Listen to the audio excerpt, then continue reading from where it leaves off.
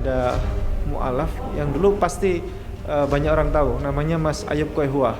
Pernah ikut audisi stand up comedy ya. 2 tahun yang lalu itu masuk Islam di Mualaf Center Hagia Sophia. Dan alhamdulillah hari ini beliau berani untuk bersunat ya. Saudari D, Insya Allah siap. pesan terakhir.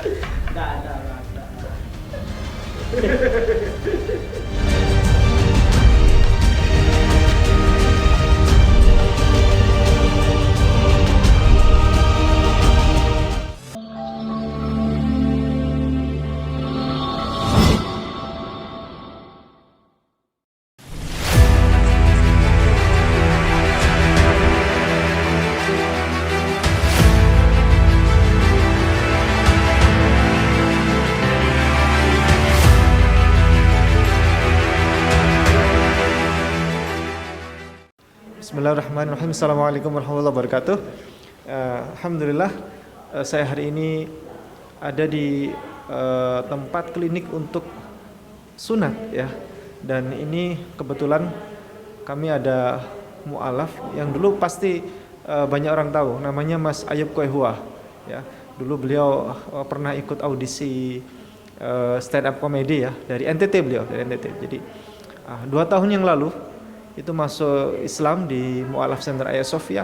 Dan alhamdulillah hari ini beliau berani untuk bersunat ya.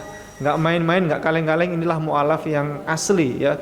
Mualaf yang asli berani bersunat. Karena banyak sekali mualaf sudah masuk Islam tapi nggak berani sunat ya. Ngakunya sudah sunat. Saya tanya, sudah sunat belum? Sudah, dari kecil. Tapi kenyataannya nggak sunat. Hanya untuk menutupi diri karena rasa takut ya. Jadi mualaf yang asli yang benar adalah berani untuk bersunat, berani ikut sebagai pengikut Yesus yang sejati. Nah, ini saya kenalkan Mas Ayub Koehua. Gimana? Saudari D, Insya Allah siap. mau sunat? Mau. Takut nggak?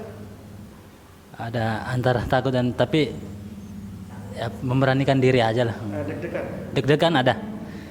Usia berapa sekarang? Usia 29 tahun. 29 tahun. Ya, 29 tahun. Ini kenapa memutuskan hari ini mau sunat? Di dalam kalau ajaran kan pasti ada sunatnya kalau syariat Islam gitu. Ya, pengen utuhnya di dalam Islam gitu. Betul, ya. Ajaran Bible, ajaran Islam sama. Sama, ya, sama. Ada sunat, Yesus Ada. sunat. Ya. Iya. Baik. Ini ada perasaan nanti takut sakit atau apa ada? Awalnya sih iya, belum tahu tapi sekarang ini masih ada sedikit tapi memberanikan diri aja lah. Iya, memberanikan diri. Siap. Are you ready? Ready. Oke, baik. Terima kasih banyak. Baik, give an explanation. Assalamualaikum. We're here with the new brother, Naman Shaba? Ayub, who is accepted Islam 2 years ago, and so part of religious rituals from all 3 Abrahamic religions, the ritual is to be circumcised. And so he's been a Muslim for 2 years, and now he has made the decision to circumcise himself, to follow the protocols or the rituals as a Muslim. And so this is what he's doing today. He's 29 years old. He's from Nusa Tenggara, which is east of Bali, and he's now living here in Surabaya. And so today, this evening, he's decided to circumcise himself, and we're here with Ustaz Ipung, who is of Hagia Sophia institution or Yayasan or nonprofit organization, and we're here to encourage by Brother Ayub and to be a witness to his undertaking. So let's see what happens after the cut. Jadi beliau ini adalah Ustadz Haris Tobing. Beliau adalah dari yang inisiator dai internasional, termasuk Dr. Zakir Naik dan Syekh Yusuf Estes ya. Beliau banyak support ya. Beliau dari USA dan hari ini ikut bersama kami ya, main-mainlah jalan-jalan ya. Kebetulan ini membersamai untuk kegiatan sunat bersama Mas Ayub Kuehua. Oke, baik, kita ikuti untuk acara habis ini khitan dari Mas Ayub Kuehua. Semoga lancar, mohon doanya insyaallah. Baik, terima kasih. Assalamualaikum warahmatullahi wabarakatuh. Dan ketika genap 8 hari dan ia harus disunatkan, ia diberi nama Yesus, yaitu nama yang dikata oleh malaikat sebelum ia dikandung ibunya. Inilah Muslim, menjalankan syariat Islam berupa sunat atau khitan. Hakikatnya saat orang Kristen masuk Islam, mereka bukan meninggalkan Yesus, justru mereka menjadi pengikut Yesus yang sejati. Karena yang banyak mengamalkan ajaran Bible adalah orang Islam. Salah satunya adalah dengan cara bersunat atau berkhitan. Baik, assalamualaikum warahmatullahi wabarakatuh. Hari ini saya ada di ruang operasi ya, untuk rencana khitan dari Mas Ayub. Saya bertemu langsung dengan Dr. Leo. Dr. Leo ini tadi malam saya hubungi, saya bilang, Pak Dokter, tolong dong kasih diskon. Saya bilang, ini dari Mu'alaf Center. Dan Masya Allah beliau langsung, udah nggak apa-apa, ikut yang metode yang paling mahal nanti diskonnya 50%. Nah ini Dokter Leo. Baik Pak Dokter, nanti ini pakai metode apa ini yang mau kita? Jadi nanti nanti kita pakai metode yang paling canggih, itu namanya bipolar sealer. Itu nanti kita pakai alat khusus untuk mengguntingnya, beda seperti laser. Seperti biasa, kalau laser pink biasa itu kan dia merah panas sekali. Kalau yang bipolar sealer ini dia tidak panas. Jadi dia bisa langsung memotong sekaligus menghentikan perdarahannya secara langsung. Ini banyak dipakai di ruang operasi di rumah sakit ya, alatnya ini. Gitu. Nah, bedanya dengan klaim apa?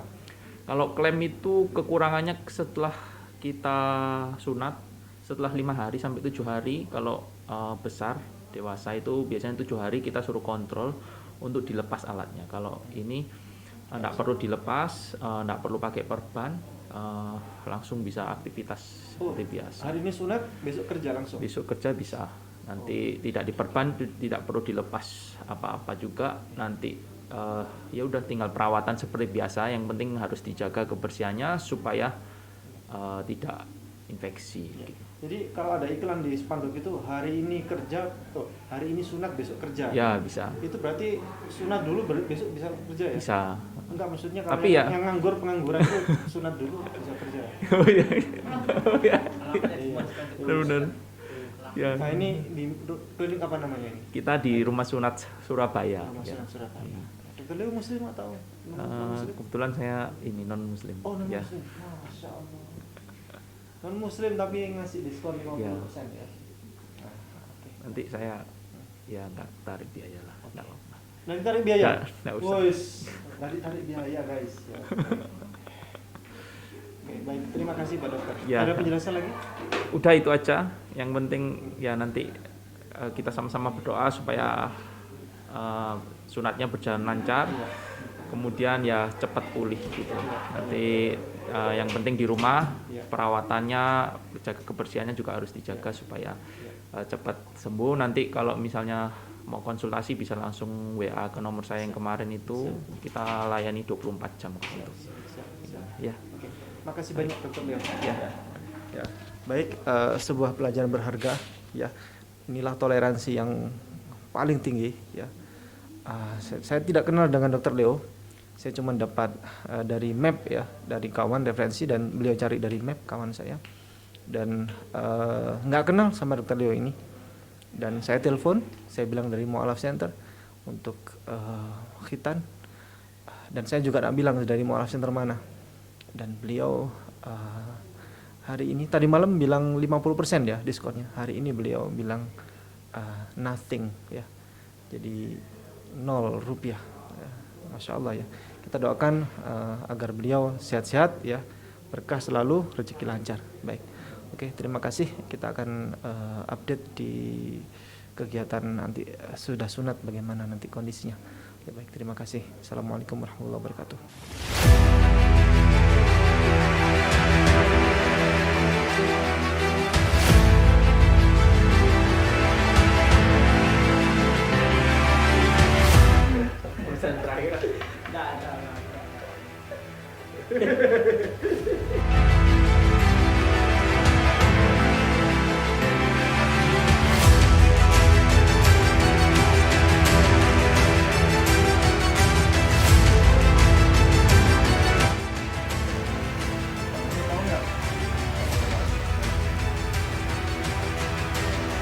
Nggak merasa apa-apa.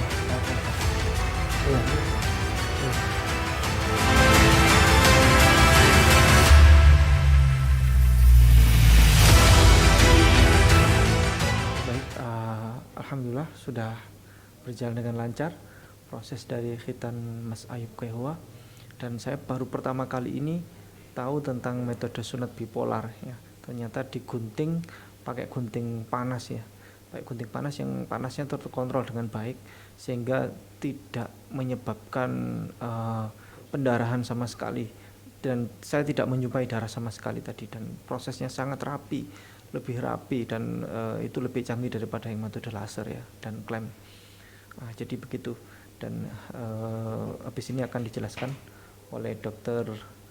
Leo, dan ini saya ingin bertanya khusus ya kepada Dr. Leo.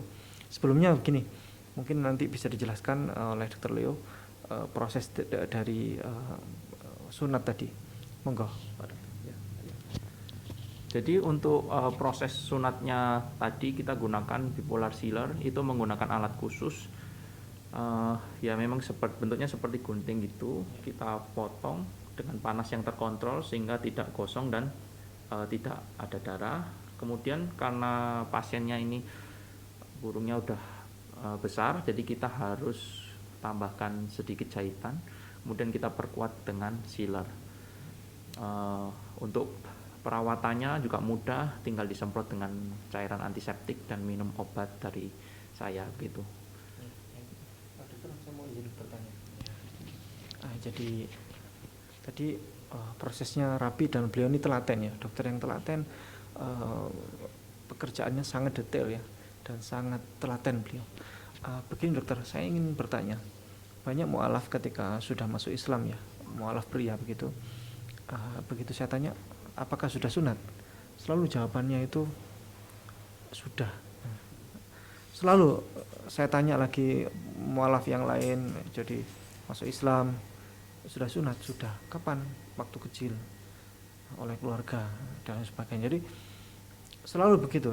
Saya semakin lama semakin curiga, jangan-jangan mereka ini takut untuk bersunat sehingga jawabannya itu jawaban yang tidak sesuai dengan yang sebenarnya begitu. Nah, bagaimana caranya untuk solusi mengatasi hal ini? Jadi sebenarnya kalau kita ingin mencari tahu apakah seseorang itu sudah sunat apa belum, memang salah satu caranya itu kita tanya. Tapi kadang memang orang itu cenderung karena takut ya, cenderung tidak mengatakan yang sebenarnya. Yang kedua, kita kan juga nggak mungkin kita lihat. Nah, jadi sebenarnya yang penting itu kita harus lakukan edukasi agar ada kesadaran dari diri sendiri untuk mau sunat. Kenapa kok harus sunat gitu? Selain karena memang kewajiban dari agama Muslim, itu kita harus juga dari sisi medisnya bagaimana? Apakah bahaya jika kita tidak lakukan sunat? Jadi kenapa kok harus sunat? Yang pertama, untuk mencegah terjadinya infeksi. Jadi orang itu harus disunat karena jika tidak disunat, kulup yang menutupi itu menyimpan kotoran. Nah, kotoran itu bisa menyebabkan radang. Jadi makanya ketika orang belum disunat dan jarang membersihkan, itu pasti kadang terasa gatal. Nah, gatal itu menandakan ada kotoran yang hinggap di dalam atau di balik kulup penis. Kotoran tersebut jika dibiarkan tidak dibersihkan, itu bisa menyebabkan iritasi, radang. Awal mungkin ditandai dengan gatal, kemudian lama-lama bisa bengkak, merah, dan menahun bertahun jika tidak dibersihkan itu bisa mengaktifkan sel kanker. Makanya selain karena menyebabkan infeksi, juga meningkatkan resiko terjadinya kanker penis. Jadi faktor-faktor tersebut kita harus sampaikan ke para mualaf itu agar tahu pentingnya sunat ini sehingga mereka dengan kesadaran sendiri itu mau untuk disunat. Kemudian kita juga harus edukasikan kalau sunat yang sekarang karena perkembangan zaman ini itu semakin maju, semakin tidak nyeri, semakin tidak sakit. Jadi orang tersebut itu tidak merasa takut ya, gitu. Dengan kemajuan teknologi sekarang sunat ini udah sama sekali tidak sakit, mungkin waktu dibius aja kerasa seperti digigit semut aja. Kemudian setelah itu udah tidak sakit, kemudian udah tidak berdarah juga, penyembuhan lebih cepat daripada yang dulu. Itu juga kita harus sampaikan agar mereka tidak takut duluan, supaya dengan sukarela mau disunat gitu. Sahabat-sahabat, kawan-kawan dari non-muslim banyak yang sunat juga ya? Ya, dari non-muslim pun sekarang ini udah banyak sekali yang sunat. Juga saya juga sering di YouTube saya itu saya sampaikan kenapa kok harus sunat, kenapa harus sunat, itu penting. Saya sendiri juga sunat waktu SD kelas 6 itu kita sunat karena memang kita baca itu bagus untuk kesehatan, sangat bagus untuk kesehatan. Untuk medis, di medis itu memang bagus, tidak kotor, mencegah infeksi, mencegah penularan infeksi seksual, kemudian yang terpenting ini mengurangi resiko terjadinya kanker penis. Yang keempat ini memang yang penyebab utama kenapa kok orang harus disunat gitu. Sekarang ini kesadaran semakin meningkat, teknologi semakin maju, orang bisa cari kenapa harus disunat, pentingnya sunat. Jadi banyak sekali orang non muslim juga yang datang untuk disunat. Ya Nabi salam alaika, ya Rasul salam alaika, ya Habib salam alaika, salawatu alaika, ya Nabi salam alaika, ya Rasul salam alaika, ya Habib salam alaika, sholawatullah alaika.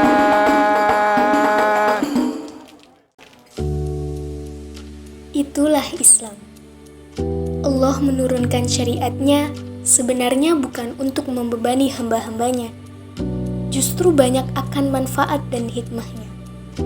Syariat turun-temurun dari Nabi Ibrahim, Ismail, Musa, Isa, hingga Nabi Muhammad.